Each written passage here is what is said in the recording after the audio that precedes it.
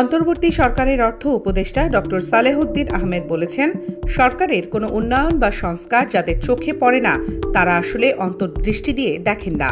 তারা চোখ থাকতেও প্রকৃত অন্ধ। শুধু ভুল আর নেতিবাচক বিষয়গুলো না দেখে ভালো বিষয়গুলোও দেখার আহ্বান জানান তিনি। সোমবার 2025-2026 অর্থ বছরের বাজেটে আয়কর, মূসক ও কাস্টমস সংক্রান্ত গৃহীত কার্যক্রম নিয়ে আয়োজিত এক সেমিনারে তিনি এসব কথা বলেন। জাতীয় রাজস্ব বোর্ড NBR এর একটি সুনাম রয়েছে জানিয়ে তা ধরে রাখার পরামর্শও দেন অর্থ উপদেষ্টা। তিনি বলেন, আমার অনেক জুনিয়র অর্থনীতিবিদ আছেন যারা শুধু সরকারের ভুল আর নেতিবাচক বিষয়গুলোই দেখেন, শুধু বলেন এটা নেই ওটা নেই, কিন্তু তাদের ভালো দিকগুলোর প্রতিও নজর দেওয়া জরুরি। ডক্টর সালেহউদ্দিন আহমেদ বলেন, তবে সরকারের ভুল যে নেই তা নয়।